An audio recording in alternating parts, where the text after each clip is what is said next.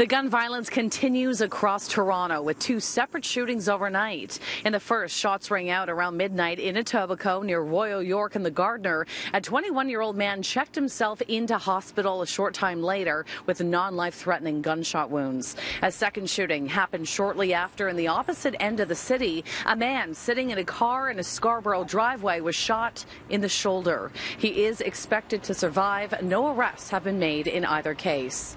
Well, this is the neighborhood where that latest shooting happened around midnight on Confederation Drive. One of 17 locations where bullets were fired in the city in the last 6 days. The police chief once again urging witnesses to come forward to break down that wall of silence.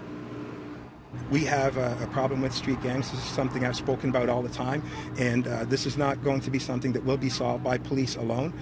Shortly after, a vehicle was riddled with bullets in broad daylight in a townhouse complex just steps from a playground. Police Chief Mark Saunders arrived on scene, calling on residents from all over the city to come forward with information to help put these shooters behind bars.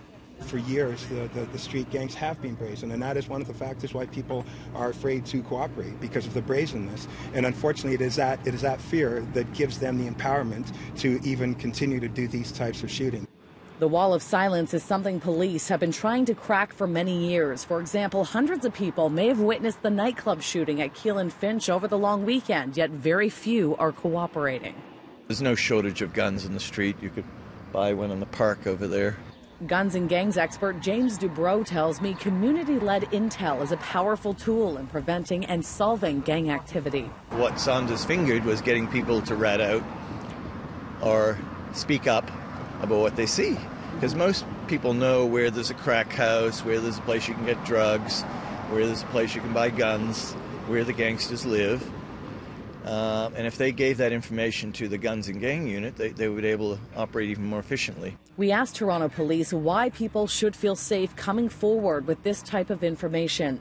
In a statement, we were told officers value the contribution of witnesses and will work with them to create safety plans and respond to any concerns they have for their well-being because of their role in helping the investigation. But testifying in court is an entirely different process. Identities are made public. Witnesses, though, can be protected under the Ontario Witness Protection Program that would include relocation, and the costs would be covered by the province. We have, two separate Supreme Court of Canada rulings where we, as Crime Stoppers, will go to any length to protect our tipster. Crime Stoppers is asking you to help your community by helping Crime Stoppers with your tips. One option to pass on information anonymously is through Crime Stoppers. I'm told no tipster has ever been identified in court, even though tips that come in through this program have helped solve many high-profile cases.